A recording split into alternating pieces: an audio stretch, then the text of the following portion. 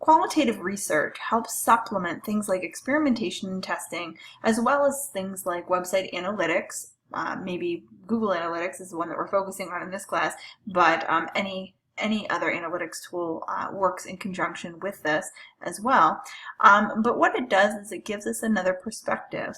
It gives us it's part of the customer voice, or the voice of the customer, the VOC, that we want to tap into so that we are able to answer some questions that we can't otherwise answer through our typical analytics tools.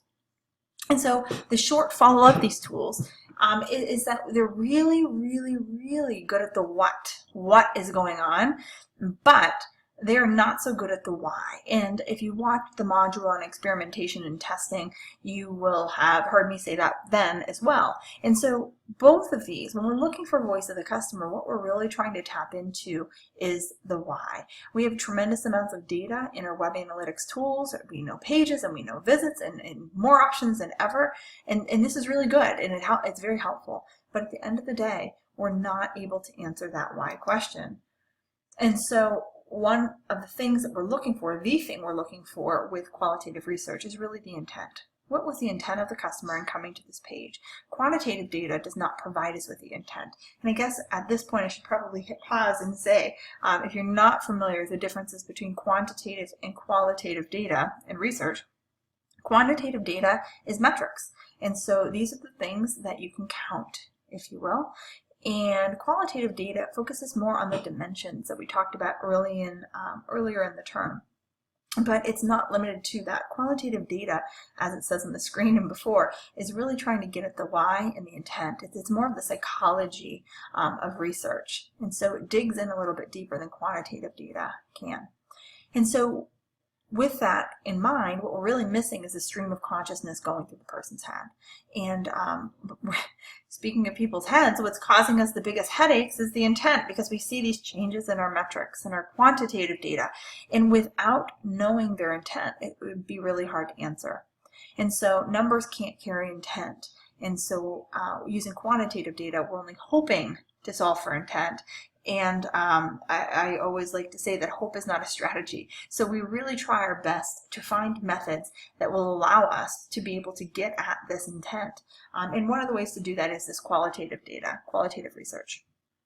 So we ask three main questions in our qualitative research. And this, I guess we should say the first thing that we might use is our quantitative data, what's provided to us.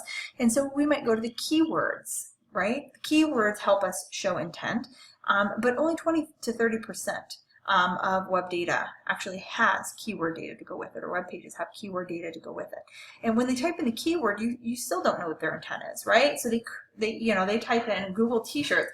That doesn't necessarily mean that they want to buy a t-shirt. They might be going to the t-shirts page because they want to show a design to their class, or that they thought the design was cool. And these are not people who intend to purchase. And so this also helps get at why we know our bounce rate is high, or the reason our bounce rate is high, but we don't know. We don't know why. We don't know how we make people feel when they get to the website. All we know is that when our bounce rate is high, is that they came and they puked and they left. But why? Why did they puke? Was it because that our website design was ugly, or was it because that they were expecting to find something different and didn't get it? So we ask three main questions, as I started to say. The first is, why do they show up? We want to know, why are they on our web page? What was your intent? What was your main goal? The second is, what do they want? What are they looking to do? And our third is, how do we make them feel once they're there? How do we make them feel once they are on our site? Are they able to achieve what they set out to do? This is the difference between our intentions, our interpretations versus their intent. And so our interpretations could be completely wrong. We see this huge bounce rate and we think that our website is terrible, and we redesign the entire website, and our bounce rate still is the same. I would hope you have used experimentation and testing before you did that, because you'd be able to find that it's not going to make a difference. But if you didn't, you would find that the design did not change anything, because the intent of the people landing there remained the same, and you really can't change their intent. And so what we need is to understand the customer's voice. And we need to do this through something called scalable listening. And that means that this is not interviewing one person. This is listening to the customers in a larger scale. And so, like I said, we asked 3 main questions that I'm going to take you through, and we saw this, this same chart in our experimentation and testing module. So I'm going to take you through the 3 questions and show you the kinds of things that we're going to get from that. Okay, so I'm going to use this, this example to walk you through the 3 questions. And so the first is, why are you here? And the reason we ask that question is we're trying to get at their primary purpose. And again, these are not, you don't have to say, why are you here? That's a little offensive. Instead, we can word them in different ways. Okay, and so depending on your website and what you're looking for them to do, but we want to leave it generic enough. We don't want to lead them, were you here to buy a product? Okay, so you can do that. You absolutely can do that, but you're not going to get all of these things, right? Or you're going to get these things, but you're going to have to ask another question with a box. And I'll show you an example of that in a little bit. And so again, this is a hardcore e-commerce website, but what we find is if these 2 are really the purchasing, the rest of these things are all the other reasons, right? We find that there are lots of other reasons people are here. So we ask that question, here are the reasons people gave. The next thing I want to ask is, were you able to complete your task? And as we showed, we found out that people, you know, some of them were, and some of them certainly weren't.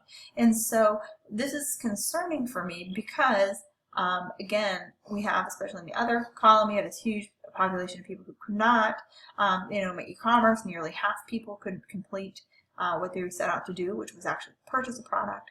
Then we can do indexing, right? We can actually index these, and 11% of the total, 22% of the total. So, you know, you go through this, and 22% of the total for this e-commerce website were not able to complete what they set out to do, and that's terrifying. This website, you know, there's a website for websites that suck. It's called websitesthatsuck.com. This should go on the websitesthatsuck.com website because 22% of the people who are on an e-commerce website can't buy the product or didn't buy the product because they did not, they weren't able to complete it. So that's terrible. So one of the things that I want to know now is why, right? What happened? And so we ask them, why not? And we might use something called open text. And when you do open text, you get all sorts of responses. People tell you how smart you are, not really. They tell you how dumb you are. They tell you you're idiots. They tell you irrelevant things to your site. And so here's an example of all the things that they give you, right? Yes, no, that, if so, me, blah, blah, blah, blah, blah, blah. But there are some nuggets in this, okay? There's some nuggets of good information, right? Things like, I love that you do this. My mom liked that you did this. I'm trying to do this. If only you had this free advice. How stupid is this page? You should really do this. Okay, so they're giving us these creative ideas, and a good rule in customer service is take this feedback as a gift, even if you don't agree with it, because now we can go test it. Right? We can go back and we can test it to see if it's just them or if it really is our population. And so how do we do this? Well, there's 2 types of surveys. The first type of survey is a site level survey. And this really gets at these macro issues, okay? And you're going to give them this, we'll call it a summative evaluation at the end of their session. And so these are session level things. And it's really to capture, like I said, the whole site experience, okay? And so this shows up after they get ready to exit your website. You're going to jump off to another page and you're going to throw a survey at them. And they don't, you know, they're complicated. They're complicated in as much as, you know, data analysis and statistics, but they can certainly be done in a real-time manner and they can be easily outsourced. And there's some very low-cost tools that you can use, and I'll talk about some of them at the end here. But like I said, this is really to capture the overall experience. The page level surveys, on the other hand, that's a second type of survey, is really to get at these micro issues, these little things that are going on your web page, specific pages. If you go to, let's see, Google's help desk, if you will, so they have a whole blog full of help pages and information, and you can go there. And at the very bottom of every article, it will say, was this information useful? And what they're really trying to do is a page level survey. Did this work? And then they can track it back. They can see where you came from and what you're trying to do, what you're searching for, and whether it worked or not for you, so that they can better change what they're giving to you from your search. So if you type in how to create a page level survey and they give you an article and you say this was total crap, you could push no, this was not useful, and then they are able to better either rewrite the content. I think they ask you why if you say no, and they would take your advice, especially if they're hearing it over and over again, or they redirect you to another better page based on what you searched for in the future. And so this over here is an example of a page level survey. There's this little box that kind of floats around as you move through the web page. It doesn't really move. It's kind of down here in the right hand corner. And if you want, you click the plus box and give them feedback on the page. And again, they might ask you some very simple questions, or they can ask you some really complex questions. And so they might invite you even. Right, so at the end of it, it might say, hey, can we pick your brain at the end of this visit? Would you be willing to do a survey, yes or no? And you can click that, and then, at the end of your visit, this thing pops up. This would be a page level, or excuse me, a session level. And this pops up, and it says, hey, you're ready to start your questionnaire? You said you were going to do it. The idea here is that the response rate will be higher because they've given permission to do this, but sometimes they just throw the survey at you and say, here, will you please answer these questions, and you can click no if you don't want to. We see here, this is one of the companies that I wanted to tell you about. There's two main companies that do this that are really, really good. And I don't work for either. I don't get any compensation from either. I've used them both for different companies. The first one is called 4C, 4C Results, and the second one is called iPerceptions. And this is an example of one of those tools and the data that you would get from there. And so you can see here, here are the elements that we're trying to test: customer satisfaction and driver behavior, and behaviors that change, future behaviors that change your company. And these are all set based on what we tell them to. But here are the elements. Here's the score, 30-day, an average, and then the impact on customer service. Okay, so, and again, these are all kind of built on algorithms. Score, what's the change from average, and it gives us that, and then likelihood to purchase, recommend online support, etc. What's the score? What's the 30-day change? And so it's really useful information to be able to say, how are we doing, and can we move these needles? Another way to look at this, and this is from iPerceptions over here, both of these are, and so you can look at this and see what's the immediate versus long-term, what's the user desirability versus site usefulness, and they have some other subcategories here. And so it shows us how the ideas fit into our scale and how we're doing things. How's the interactivity, how motivated, how's the navigation, how's the content, and how's the adoption of whatever you're trying to do. And then it goes through here if some attributes that we might be looking for: readability, trust, ease of use, etc., organization. It goes through all these different things. And so, obviously we want them all to be fantastic, but it's not going to happen. And so we're going to pick the ones before we start this that we really want to focus on, and then test them to see how we're doing. Another piece of information that you might get out of these is that helper support, right? Here's the examples. Here's the helper support and how they're figuring out to be referred, right? You might have research product information. Why were you here? Research product information, purchase product information, tax information, help and support. And so we have 5.3 people that are looking for support, which that's a big deal. And so 13% of our people are really looking, and they're getting ranked here at a 5.3 out of 10. And that's concerning to me because we have a large chunk of people coming to our website looking for support, and they're not doing very well. Hopefully this is out of an 8-point scale, which I think it is. Over here we have how did you come to our website? And direct mail, online advertising, email campaign, those are typical, and I can usually get pretty much most of these out of Google Analytics. But here's what's really interesting: family or friend. Right? We would not know that. How would we know that? Families and friends don't come with unique URLs, and so as referrers. And so this would just show up as unknown referrer. in Google Analytics, and so, or no refer, I should say. And so we have, you know, a chunk of people, 12% are coming from a family or friend, and are ranking us pretty high, or rating us pretty high. So this is an important thing, and this again came from a site level survey. Another example, indecision, top obstacle. And again, it gives us some information. They couldn't decide. Well, aren't there ways that maybe we can't, or that we can help them decide, right? So these are the reasons they didn't buy. They couldn't decide, 28%.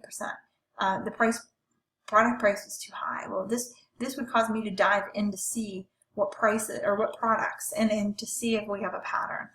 Planning to buy offline, this is good. Sales wants to hear this, right? Our business manager wants to hear this, because they're still buying. They're just doing the research online. And now we know that, and again, this isn't going to be 100% of the 17% that go and actually do it, but we know that there are a group of people who are going offline to buy.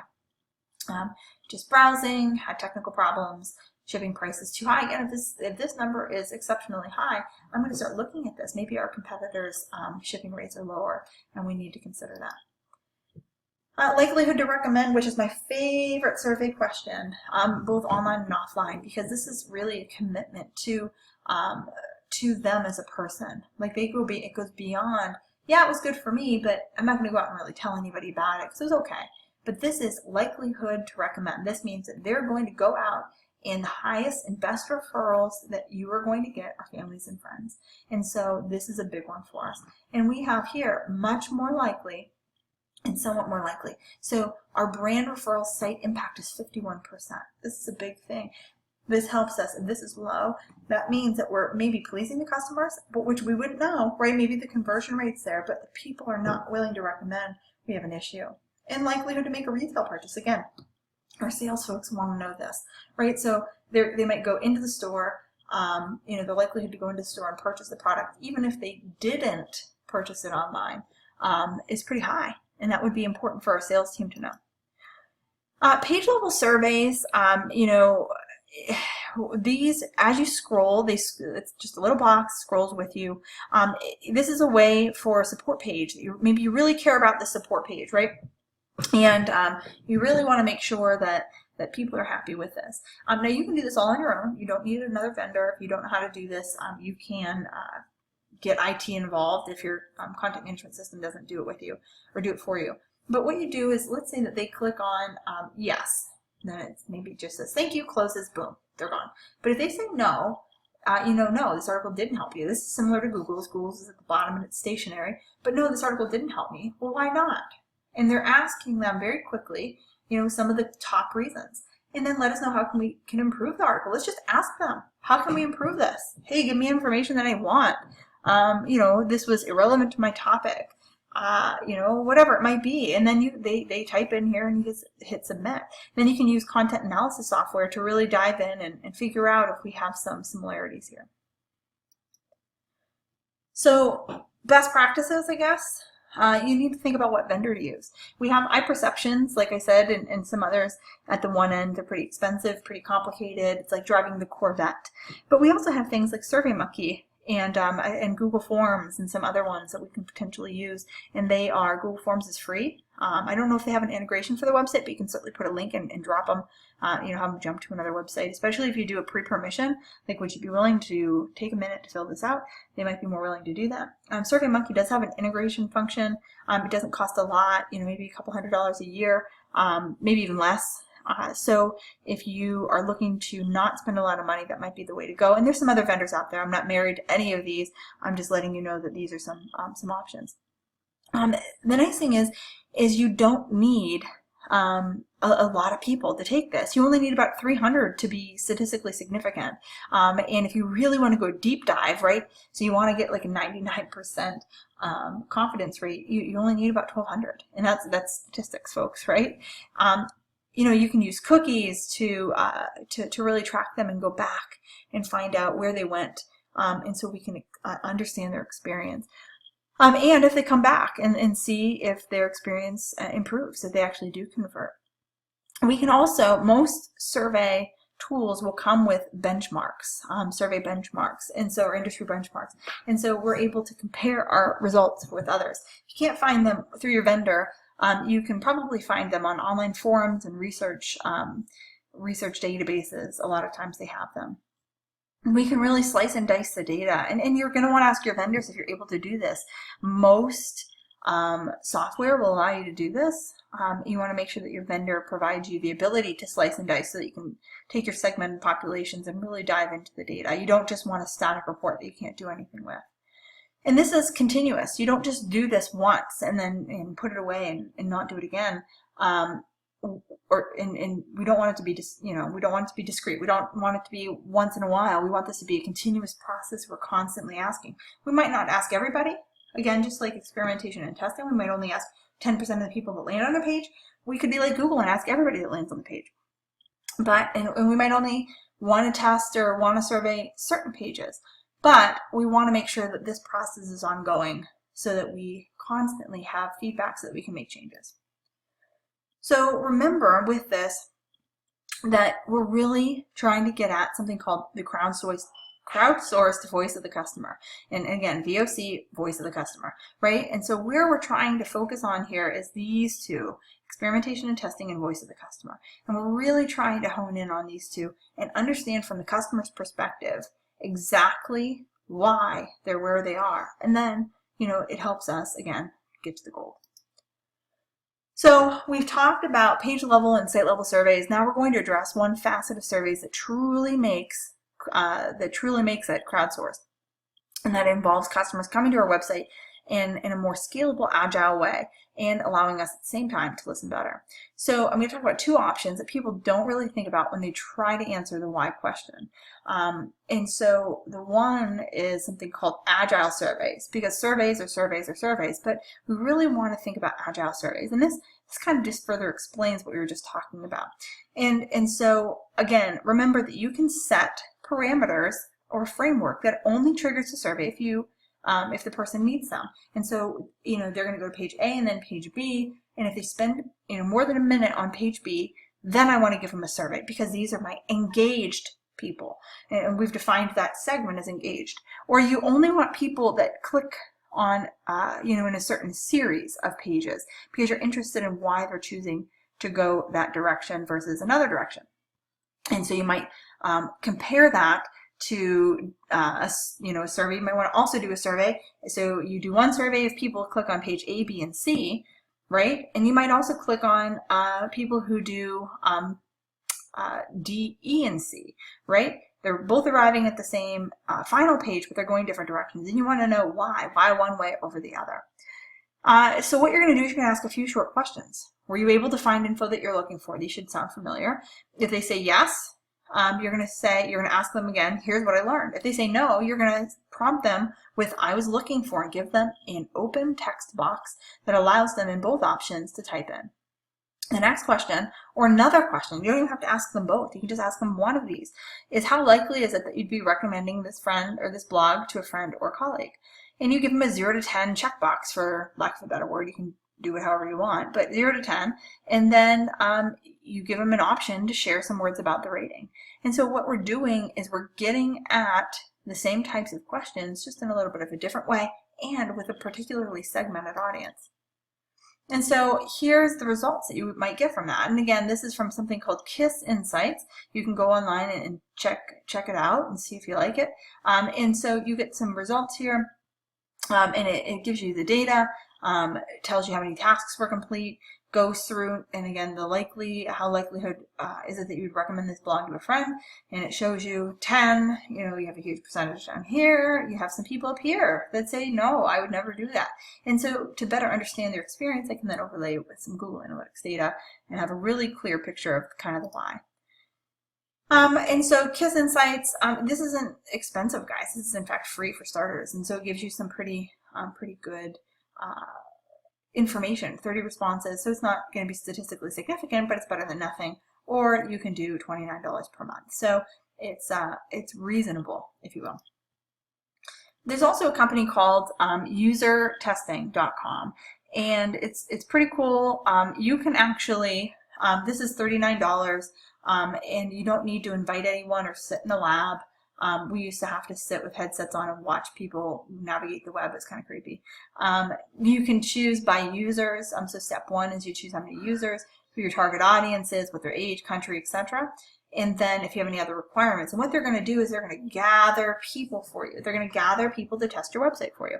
And again, for $39, not bad. And in fact, they'll offer you a special at $29 a person if you act now. So it goes, and again, it can add up quickly, and you're not going to probably want to do a bajillion people, but it will give you an option to get some customer feedback. And then you fill out the scenario. You know, your scenario, you might say, assume you are a new person visiting the site and you're looking to solve the financial needs of your small business that has 3 to 10 people, and you want to do online accounting, and you want to submit financial forms to the IRS through the website. And so then you fill that out, and that's the scenario that they're given, that they're faced with. And then you give them some tasks. Come to the come to the website and ID the best possible product for your business, or complete a purchase. And you can do, up to 4 tasks, it looks like here. Complete a purchase. What's the best product by comparing all of our products? Maybe complete an online insurance form, whatever it might be that you want them to test. This is where you type it. And then at the end, you can ask them questions. And they gave you some examples, but you might just say, what could we improve? Or what delighted you? Or what was easy to do? Or what was hard to do? And so we can ask them questions that are meaningful to our particular website. And then you can also say, hey, listen, I don't want to, I really don't want you to pick people. I want my customers to be the users for the test, and you click that and you actually have to go do that. The other thing that I should point out here is at the end, you get a flash video with the user speaking so that you know that they did it, and you can also hear it in their own words, plus the user's written responses to your questions. And so those are both things, good things. That's kind of step 3. Step 4, and then you're going to review all of this stuff, and you're going to actually make changes to your website based on that. There's another company called Loop. And if you go, and I strongly suggest you do, go to this website, you can actually participate in one of Loop's surveys for free. So it's kind of fun, and it will show you the functionality and kind of how it works. This, you can do an unlimited number of tasks and questions. There's no limit on duration or length, up to 1,000 participants, real-time reporting, and you're going to charge you $350 flat. So if you want a lot of people, this would be a really easy way to do that. But definitely go check this out because it's pretty cool. There's another thing that you can test that you might not have thought about. It's not just about you and your website. You also might want to test you and your competitor. And so I can conduct the same task for both me and my competitor. So for example, let's say I'm Expedia. I might say that I want, in my competitor's Travelocity, I want you as the task to go on and book a flight from Cleveland to California.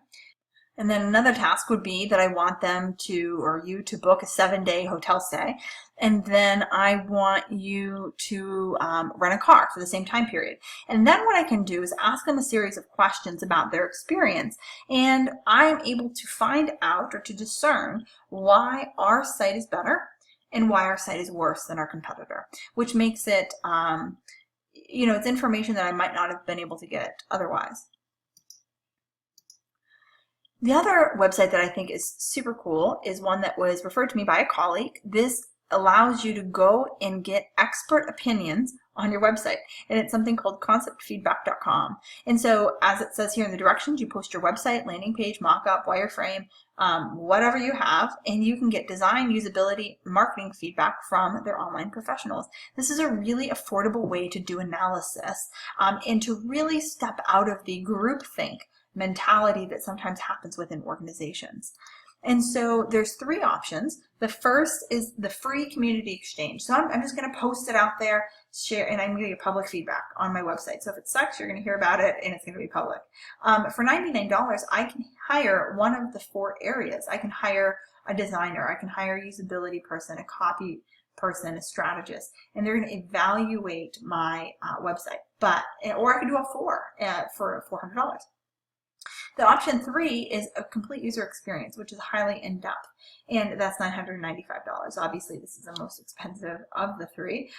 It's more in-depth, and you're going to get all of the things that we talked about, the strategy analysis, you're going to get a full report, consultation, and it allows you to go in, as you see here, here's the concept summary, here's this, and they're going to actually make navigation suggestions. You see that they're putting notes on this, and they have a written report, and so you kind of get the full shebang. And again, $995 might sound like a lot of money to you, but if you're investing $12, $15, $18, $20, $50,000, $60,000 in a website, what's another $1,000 when you then know from another expert, that this is going to work or it's not going to work? And so at the end of all of this, why we point this out is because these are some of the things. This is some of the research, some of the analytics that you might not think about because Google doesn't provide it, Yahoo doesn't provide it, other Insights doesn't provide it, but it's still needed and it's still exceptionally useful. So it's something to consider when you are beginning to roll out your analytics strategy.